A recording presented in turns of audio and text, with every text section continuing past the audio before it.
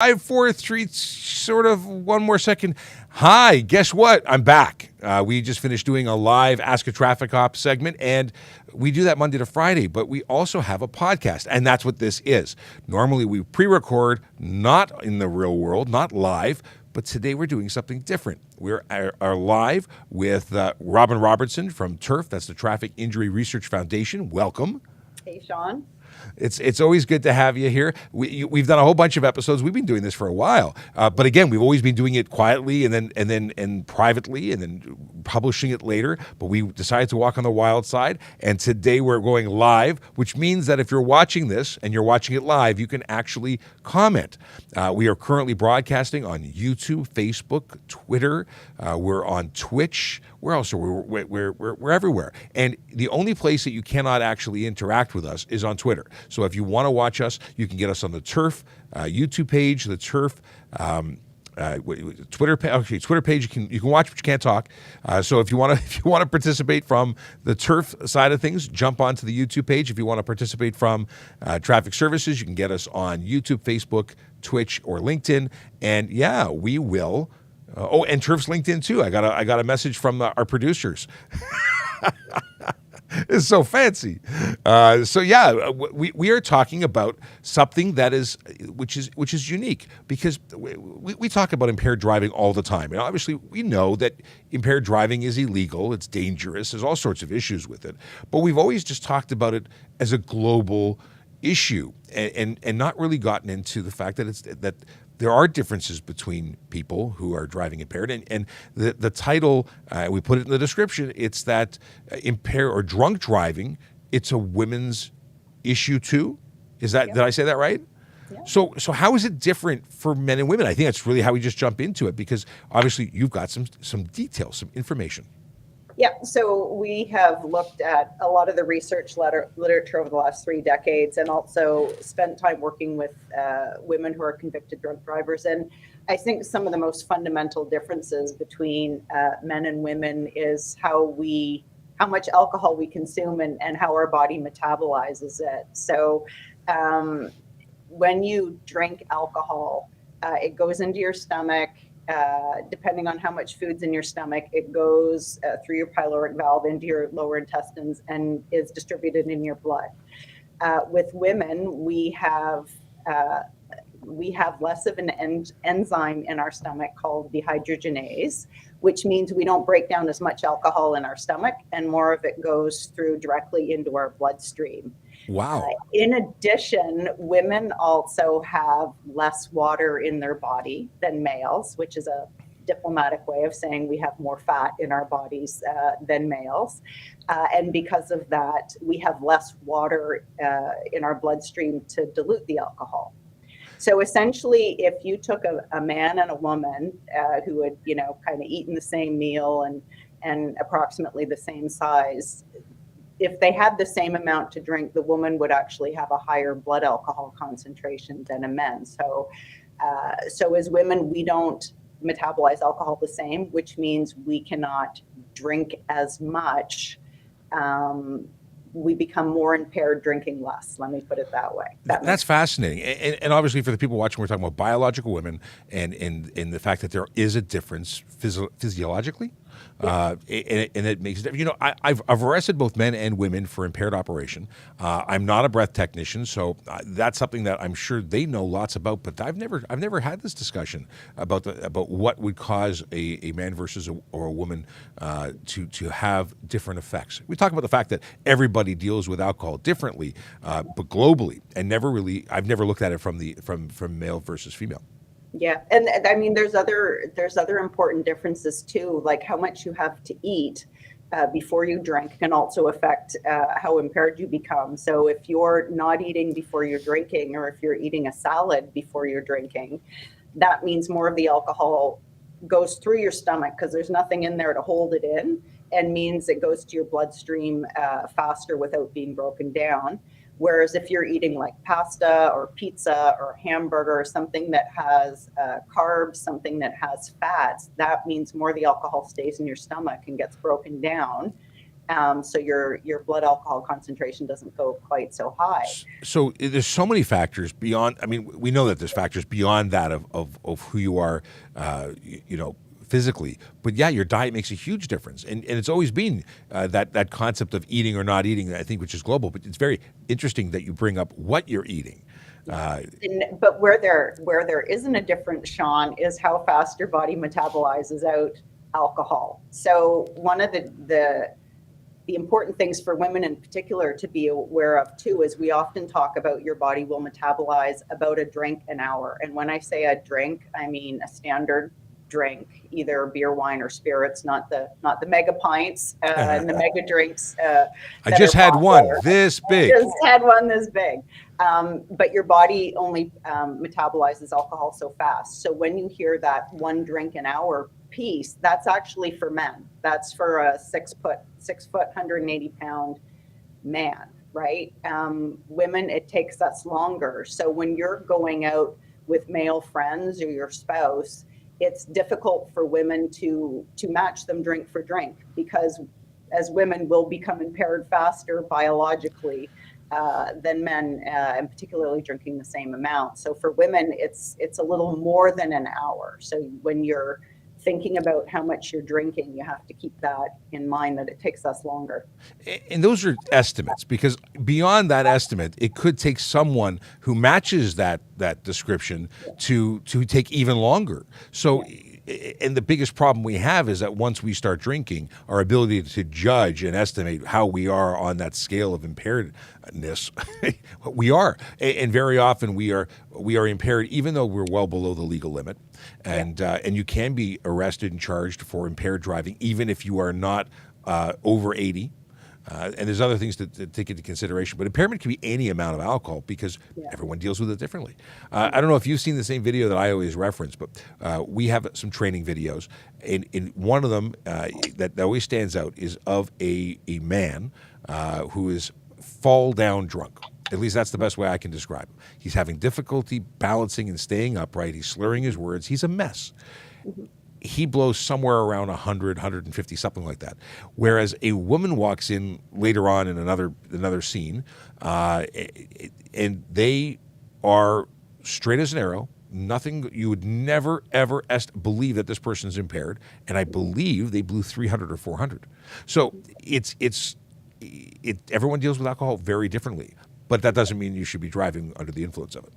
Right. And I think the most important thing for people to know is we're not good at gauging how impaired we are. So if you're out at a party and you're working on how you feel as a baseline for whether or not you should drive, that's a big mistake, because alcohol impairs your judgment among a whole bunch of other things. So generally what happens is people will have one drink and start to feel it and say, oh, I shouldn't drive. But then they'll have another drink.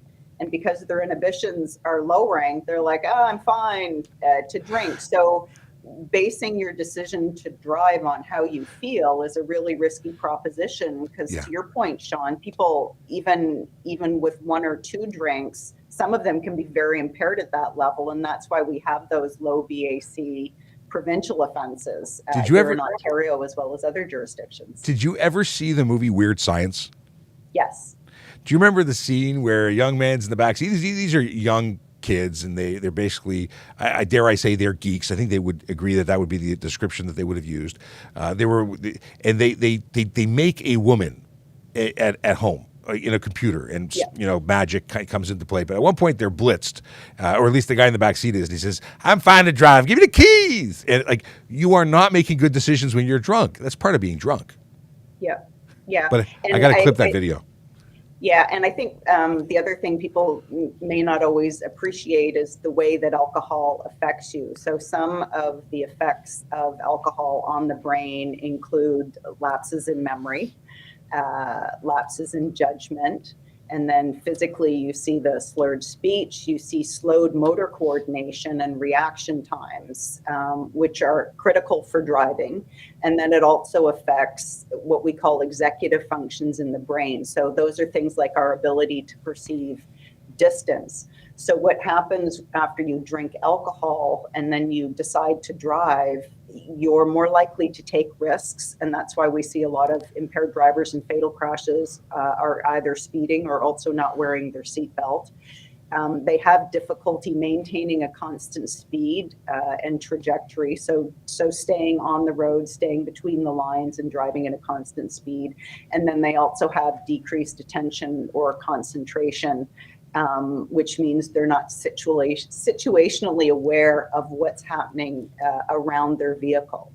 And it makes you tired too. It doesn't help you sleep, but it does make you tired. So those are some of the ways alcohol affects us and how that translates into our driving on the road. There's a lot of stuff that we've been talking about for a very long time. Since I can remember being a kid, we've all talked about, don't drink and drive and all the conditions and worries and risks. Do you think there's a reason that we're not getting it today, that we're still not making significant inroads into stopping it? Because I was saying 2 weeks ago, not this past weekend, but the weekend before, we had 25 or more arrests in the Toronto area, or in the city of Toronto, along with almost 10 people who failed a roadside screening device, which is where they were under the not criminal but still not permitted to drive. There's this consistent misuse. Is it confusion? Are we not messaging it properly? And are we messaging it properly for the people we're trying to get a hold of? Right. So a couple of important points there. So one, we have seen significant reductions in fatal crashes involving alcohol for a long time. We're seeing a little bit of an uptick since we legalized recreational cannabis. We are seeing an uptick in fatal crashes for impaired. But across the board, it's really a small population of people who drink and drive. So the good news is the vast majority of Canadians choose not to drink and drive. But what we've seen in the last few years is when we ask people, have you driven within 2 hours of drinking any amount of alcohol, as well as driving when you think you're over the legal limit, we are seeing a starting to increase. So we're in the 12, 14% range, but that's 12 or 14% of 26 million drivers. So that's really a lot of people on the road. And what we are seeing is people who are doing it more frequently. I guess. So social norm wise, most Canadians don't, but there is a proportion who do, and we need to change our strategies to get to that population who is more persistent in their behavior. See, I always talk about Toronto because that's what I have access to in terms of information. And you are looking at all of Canada, which is really a totally different perspective. So to hear that we've got fewer fatalities Canada-wide as a result of the work we're doing in the organizations that do a great job at trying to educate and dissuade people from making the bad choice of impaired driving. So that's great. But the fact that there's been an uptick since marijuana became legal is concerning. So that's something that I know you've mentioned before, but it's interesting. So is it specifically as a result of cannabis influenced drivers that are involved in fatal collisions? So we are seeing an uptick in cannabis positive drivers, but I think the other important piece is the combination of cannabis with alcohol. Uh-huh. So that is particularly risky because the impairing effects of cannabis with alcohol are additive. So even just a little bit of alcohol with cannabis can do a lot to affect your crash risk. So I think helping people, one, understand that using cannabis does increase your crash risk for a population of drivers, and then combining that with alcohol is even more dangerous. Very often people don't take that into consideration. They say that marijuana is fairly harmless and a drink is fairly harmless, but if you combine the two, you get that magnification where they play off one another and it's no longer harmless. My suggestion is always don't drink or drive, don't consume drugs. Just don't do it at all. There's so many good options, especially when we're, someone from Toronto being me, I look at all the options, great opportunities for, the bus and TTC, the options here are endless. And then you start getting into the fact that aside from, transit, you have taxis and Ubers and so many things. Planning the ride home is where things should start. Yeah. if you're going to be consuming. You're absolutely right, Sean. The safest choice is to just not use cannabis, not drink alcohol when you're driving. Driving is a huge responsibility, and when you're driving, you do have other people's lives in your hands, and they can be significantly injured. And those people are family members, right? They're someone's family member, they're someone's friend, they're someone's colleague. So yeah, doing more to make those choices. And to help people understand those choices important. And I think one of the gaps that we're seeing is when it comes to women. One of the studies that we did in Ontario a few years ago with funding from Beer Canada was looking at the issue of drinking and driving among women. And one of the interesting things we found is that for women, a lot of the prevention messaging and the education campaigns don't really resonate with them, because where they drink, why they drink, how they drink isn't the same as for men. There's actually different profiles of women who drink and drive compared to men. So a lot of the education and prevention you see, there are people in a bar drinking, it's that house party and, someone about to drive home. That doesn't necessarily reflect where and why women drink. And when women drink, a lot of the alternatives in terms of, take public transportation, take a bus, take a cab, take a ride share. For women, the concern is personal safety. Yeah. Right. Because as a woman drinking, and then when you're alone, you're definitely more vulnerable. That's the reality. So for a woman who's had something to drink, is leaving a bar or restaurant, feels a little bit impaired, they're not inclined to get into a car with a stranger and give them their home address. That's just a reality. Things that I've never really had to think about. And I mean, for two reasons. One, I don't really drink. And two, I can't, it's hard to put myself in the perspective of someone who has all these other things. I'm 6'5" and 300 pounds. I'm not thinking about the same things going out. So it's really interesting to hear that perspective. Yeah. But, what are the best tips then to set someone up for success? The best tips, Sean, are to have a plan and then to have a plan B, particularly if you're using a designated driver. Today, the concept is really about sober drivers. So your designated driver historically was supposed to be someone who didn't drink and ended up being the person who drank the least and was most to drive. And today, it's really about having a sober driver. So when you're out in a group and you have a sober driver, support them. One of the things that we heard from women is they often feel peer pressure from their friends when they're out celebrating to drink, even though they're the designated driver. And then when it comes the end of the night and they don't feel safe to drive, they still drive because they feel peer pressure because their friends thought they were the ride home. So supporting the person who is the designated driver, the sober driver, is really important. If your sober driver plan falls through, what is your plan B in terms of how you're getting home? Are you calling a family member or calling a friend, and making those, creating those opportunities? If you know one of your friends is out celebrating, tell them, hey, if you need a ride home, if something goes south, call me and I'll be your sober ride. Doing more to support each other in our decision to abstain from drinking when we're driving, and doing more to plan ahead, because making a plan after you've had 3 drinks at a party isn't a good way. That is not the time to start thinking about your options. You need to have that level head, and then also sort of be aware enough to be able to say, okay, when I'm there, I got to stick to that plan, because it's easy to be persuaded to change your mind. Even when you go there, I'm leaving by 9 o'clock, and then 12 a.m. you're still there. Very interesting. Now, it's the season. You got a beautiful tree up. This is where people are out socializing, and part of socializing is where people are very often saying, "You just have another." It's that pressure to want to make people happy, whether it's the host at a party or you're out at a work event, and obviously we hope that people aren't pushing alcohol or other things onto others. But how do you respectfully say no? Because I think hurting people's feelings and disappointing people is a big thing. Yeah. Well, I think leading with I'm the sober driver. I committed to my friends, to my family. I'm their safe ride home, and I want to make sure that they get home safely. So thank you, but no. I think having the people who are counting on you as a sober driver also speaking up and saying, no, wait, that's my ride. Let's have some non-alcoholic options. And then I think also being prepared to speak up if the evening's unfolding and it looks like someone is going to make a poor choice to drive.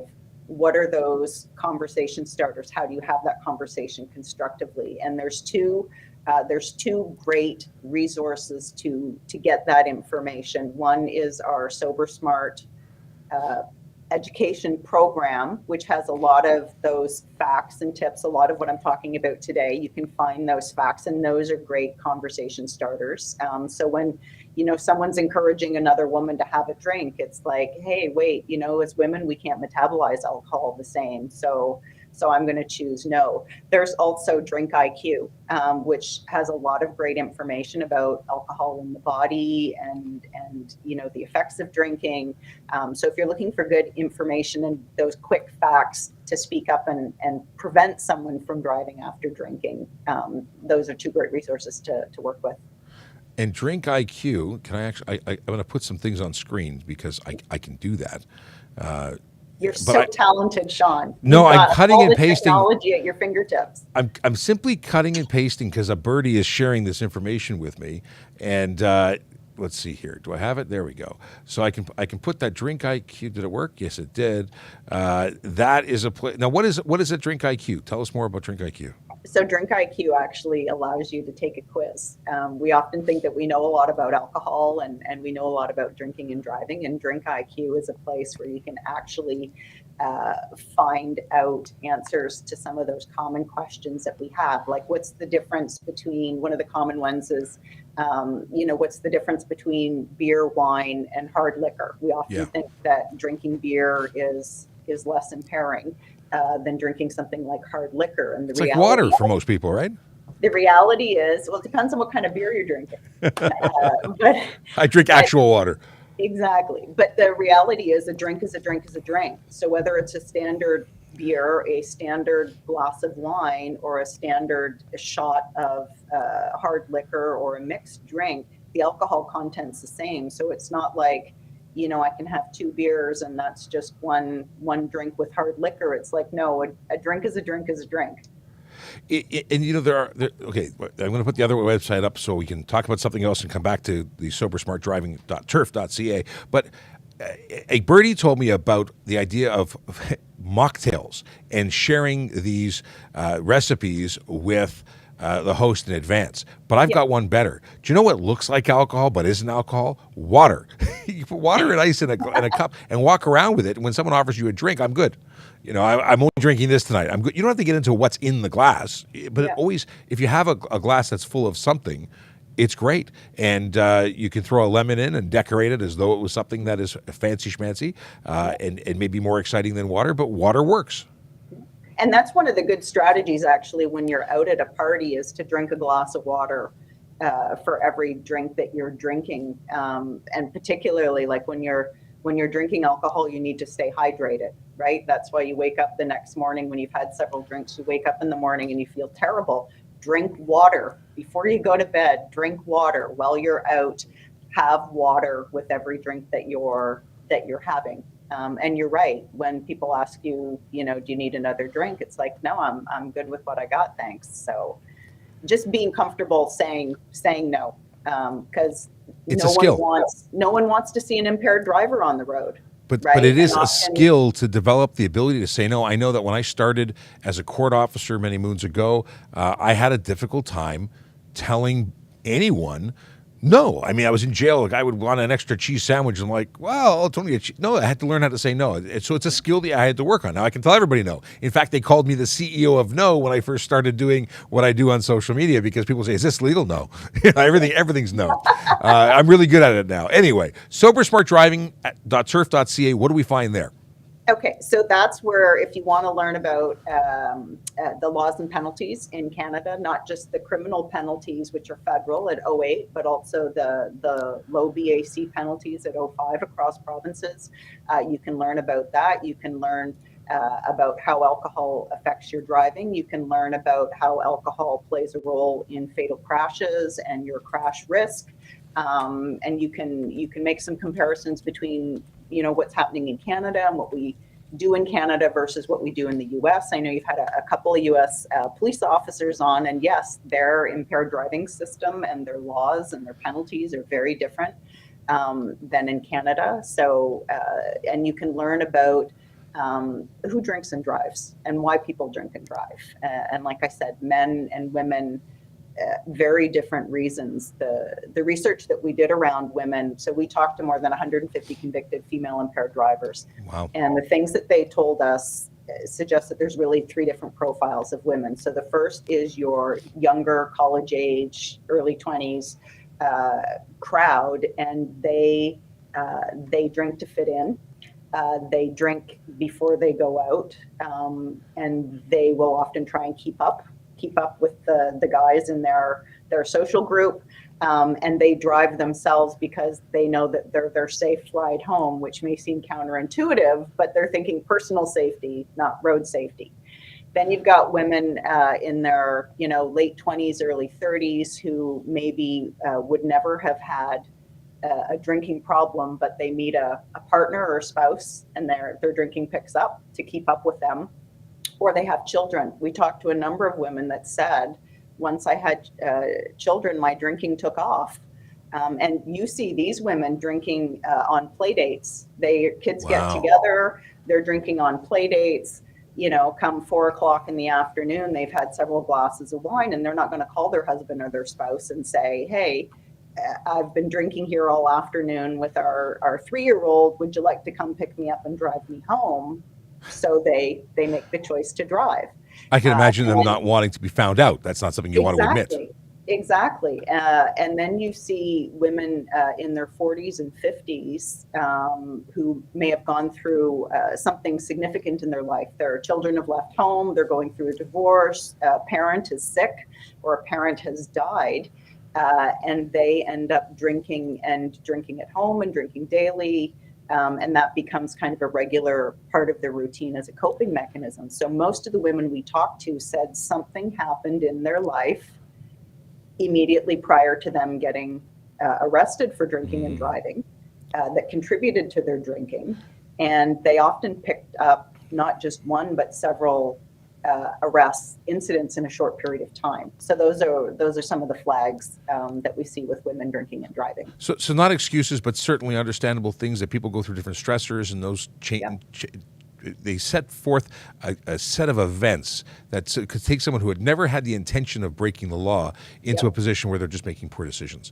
I can understand that. We do a lot. We see a lot, and the way I categorize this, growing up as a member of OSED and being involved with different groups that were concerned about the impaired driving issues, is we saw ads that marketed or targeted teenagers and young drivers versus older drivers. You seem to see that it appeared that there were different designations of ads. This is for a grown-up. This is for a young person. Party.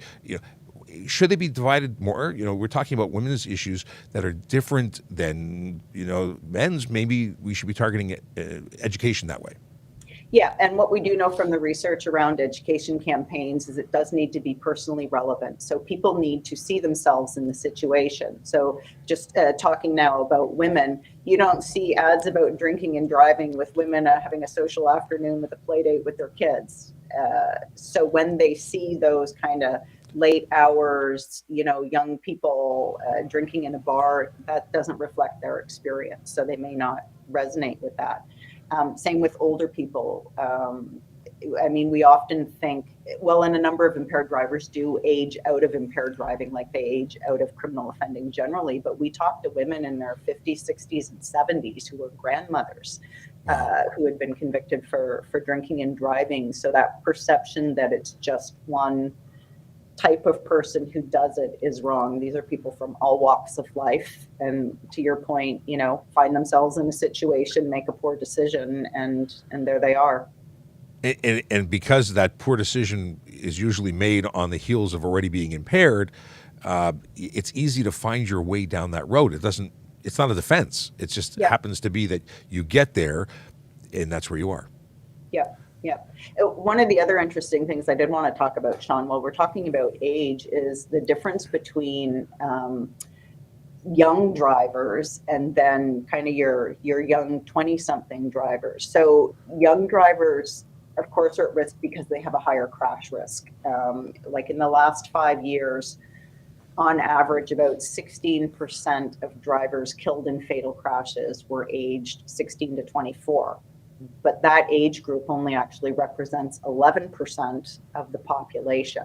So young drivers as a whole are overrepresented in fatal crashes. And when we look at drinking in particular, we see a little bit more than 1 in 4 16 to 19-year-olds killed in fatal crashes were positive for alcohol, and that's compared to about 30%, one in 3 for all ages. But then when we look at the 20 to 24, it's actually 42%. Holy moly. So there's something that happens between the 16 and 19-year-old versus the 20 to 24-year-old where we're seeing an increase in alcohol and fatal crashes in those age groups. And that's why zero tolerance laws are so important. And that's why they've been extending kind of the zero tolerance laws as part of graduated driver licensing programs for a few years to protect them. But that 20 to 24-year-old group positive for alcohol, it's such a shift because at a young age they learn don't drink and drive. They've heard that message over and over, but something seems to happen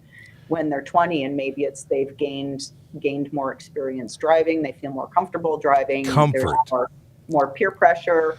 So or do you have just enough skill and just enough ability to make really bad decisions? Because you know, as you're telling me this story, I'm listening and I'm like, I can totally relate to that. And we know that young people tend to think they're a little less risk of getting hurt. Like that's the unbreakable period where you could do anything and you won't get hurt. Invincible. That's the word I was looking for. So Health Canada did some research that young people were not afraid of dying, but they are afraid of being maimed or injured, and that risk taking across the board for young people is important. But to go back to the drink IQ content, one of the other important differences is as we age, we also don't metabolize alcohol as well. So the rate slows. Yeah, it takes older individuals, and I got to be careful what I say because I'm getting into that age category now. But it takes older individuals longer to break down alcohol, and so when you drink alcohol, you kind of have an ascending and a descending curve. So when you start drinking, your BAC starts going up. And then when you stop drinking, it takes a while, and then your BAC comes down. Everything takes longer when you're older. As your BAC comes down, it takes longer for adults to recover. And that's the also interesting thing with people choosing to drink and drive is when you start drinking, your baseline is sober. So when you start drinking, you can feel the difference. But once you've been drinking and you're impaired by alcohol, when you stop drinking, you start to feel better. And that's the time when people make the decision, I feel okay to drink and drive. It's because they're comparing how they feel now to how impaired they were and not to how they feel when they're sober. Now, I'm about to put something on screen, and that is the Turf blog. And just to acknowledge, a moment ago I had on screen that it said, that'll never happen to me. That Ryan Pinn, who's a driving instructor in Nova Scotia and often joins us in our lives, was sharing. Now, I'm sure he's talking about his students, not him, because he knows stuff. But the Turf blog, so Weakest Link Ladies Night, what's that post about? So the weakest link is your plan, right? Your weakest link is the person who says they're going to be your sober driver and ends up drinking. So that goes back to the whole having a plan B, making sure you have a solid strategy to get home, particularly if your first strategy fails, because like we said, you don't want to be doing that when you're drinking. And I mean, Ryan's comment, perhaps that'll never happen to me, maybe a little bit that mentality, right? That when they make the decision to drive after drinking, they think I'll be safe. I'm not going very far. I'm not that impaired. I'll take back roads. And The reality is you don't control the road. You don't control that unexpected event that happens. So whether you drove the road all the time, whether it's late, whether there's no traffic, that doesn't mean the unexpected can't happen. So I think the mentality sometimes for people when they're making that choice to drive after drinking, and it is a choice, is they think that won't happen to me. And I can tell you with all the impaired drivers that we spoke to, the one thing universally, men and women, they wish they could take it back, particularly when they hurt or killed someone. It's only at that point when they realize the magnitude of the consequence or the potential consequence that could have happened. So that'll never happen to me attitude, unfortunately is more prevalent, and people don't realize that until it's too late. Well, and there's no undo button, and it doesn't matter whether you're speeding or using your cell phone or drinking and driving and using drugs and driving. There is no undo, and you can't take it back. And I've spoken to people who have lost family members, who have been the victims and the community members of the community. People don't understand, at least I don't think they do, or it's not something that they acknowledge immediately, that it's not just about dying. It's not just about hurting someone, is that someone has a someone or has a group of someones, and it's communities that are affected. Yeah. So, it becomes a reality after it happens. And until then, it's just, I'll be fine. It'll never happen to me. Yeah. Well, and it's not just, the community, but you think about all the young drivers and the high school age students who have lost someone in their school as a result of drinking and driving. And then think about the first responders, the police who have to do the notifications, the fire and paramedics who have to extricate, right, and rescue or recover. That stays with you, that haunts you. And when we make those unsafe choices on the road, that's who we're impacting. Yeah, it's there's way more. I was recently speaking at a college. I was invited to speak to a law enforcement class, and one of the questions from somebody in the group was, "What's the worst call you've ever been to?" I've been to a lot of bad calls, and what people don't remember is that you're asking someone to relive the trauma of all those calls. We carry that with us. So aside from the fact that we address the fact that maybe you shouldn't ask first responders about their worst call because that's traumatizing, but it is something that everybody tied to an event takes away and lives with, and it adds to it. So whether it's once in your life because you caused something, it's forever for so many other people. Yeah, absolutely. That one moment with a poor decision lasts a lifetime. But we hope that these things never happen to you. We hope that the people watching this, that if you're watching this, you can take away something, arm yourself with some great knowledge to help you better deal with the next time you're at an event or making a plan. And that's where the success is. It's planning ahead. We've given you some great content. You've given us some great content in terms of different ways to let's see here, to go in and get some webs. Well, we're going to put all this in the description for the videos, but lots of great places to go and get resources. And I understand that you've also got some great artwork that you can print out that you can share. Yeah. We have blogs, we have fact sheets, we have infographics, and what I would do is challenge everyone in advance of holiday celebrations to go to Drink IQ and find that one tidbit, that one fact that they can use on those nights when they're out celebrating with friends, or go to Sober Smart Driving. Both Beer Canada and Diageo did great jobs with these resources, and that's exactly what you need to start the conversation. What is the line art posters I heard about?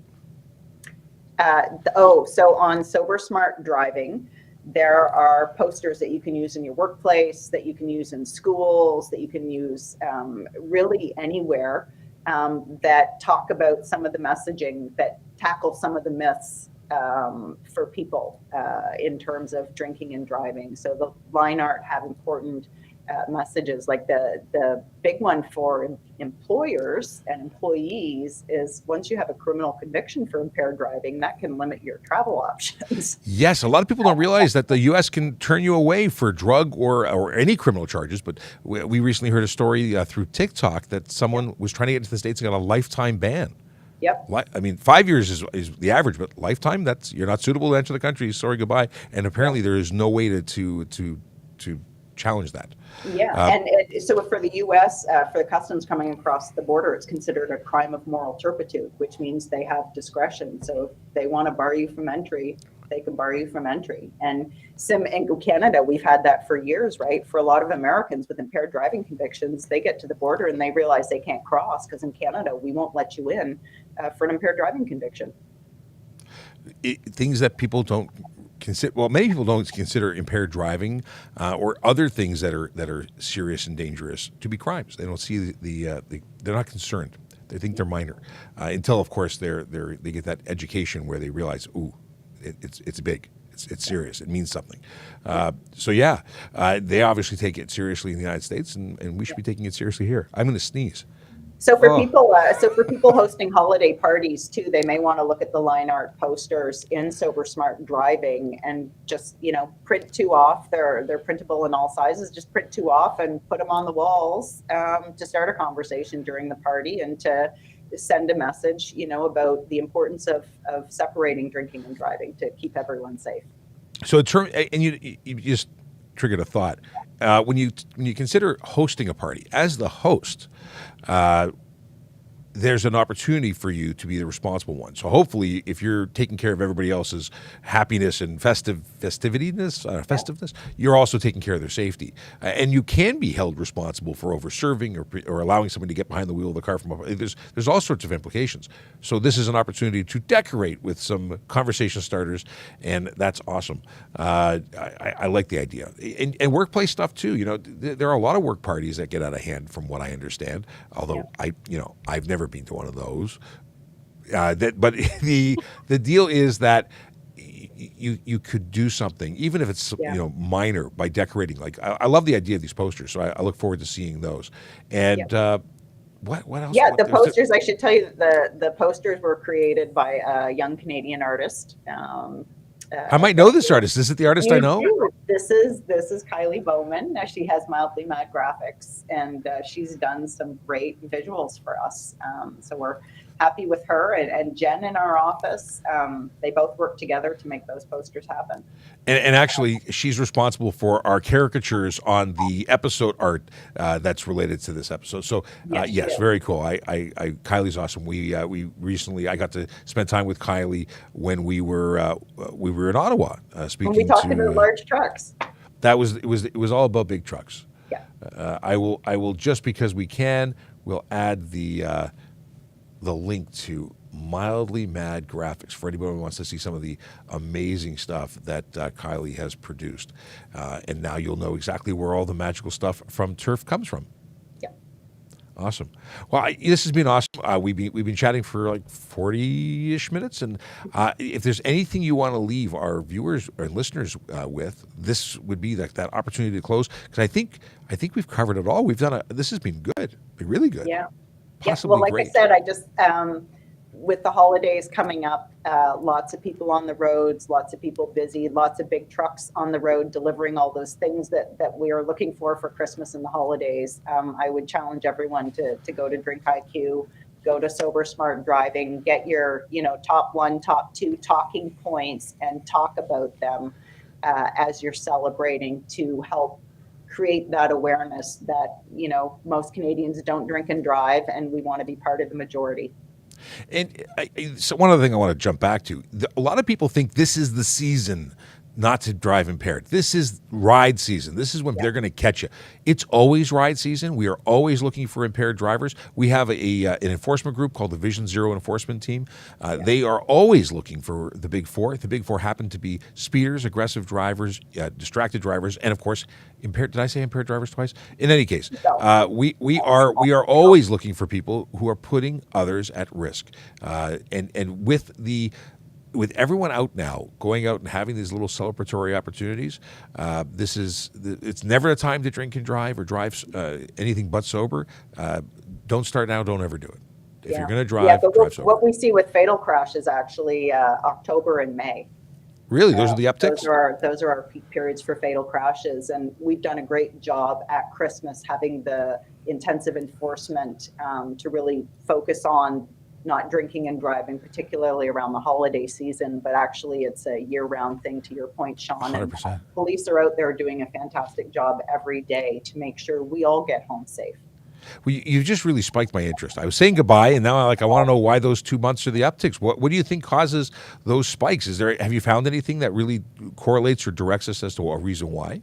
Well, there's a couple of hypotheses. One is most fatal crashes happen on sunny days with clear, dry roads. Really? So in winter, people tend to drive more cautiously. We have that lovely Canadian mixed bag winter of all kinds of things. But when the weather's warmer, when it's sunny, when it's clear, there's a lot of long weekends in May. We have our long weekends in October. So probably those are factors that contribute. You got a lot of people visiting family and friends, May 2-4, Thanksgiving. So there's a bunch of reasons, but so there's still social events that are to be cautious on the nice sunny days. Okay. Well, yeah, it reminds me of a joke where a young man is slowing down for all the green lights, and he says, "Well, why are you slowing down for the green lights? Because my brother's running all the red ones." There's always something to be looking for, and it's just. I'm glad that we get to have these conversations, and we do this on a fairly regular basis, you and I and other members of TURF, where we get to bring up interesting and really awesome topics that no one seems to talk about except you and me and we. Well, because road safety is actually very interesting, Sean. Right? No way. When I tell people what I do for a living, I get all kinds of questions, just things people want to know. So I think your show does a great job answering a bunch of those questions. Thank you. Putting those topics on the radar to help people understand, what some of the risks are, and more importantly, how to stay safe. It's funny. If you would have asked me 2 years ago if I would have been able to forecast the success of what we're doing here at Traffic Services, you would have never had me estimating 600,000 people watching us on TikTok. It's really interesting. And one of the things I say is learn about traffic safety, traffic law, and you become the most popular person at every party. Yeah. Well, and Toronto Police Services does a great job increasing awareness about those issues and talking about the importance of not just enforcement, but helping people stay safe. It is the goal. And at the end of the day, it's about people getting to where they have to go safe and sound. Well, thank you very much, Robyn. It's, as I said, it's always a pleasure. And I look forward to doing this again real soon. Okay. Great to see you as always, Sean. And yes, we're definitely in for another episode. Sounds good. Maybe before the end of the year, which is only, no, I don't think we'll make it before the end of the year. But maybe, who knows? Because anything can happen. All right. We can do it. Yeah. Awesome.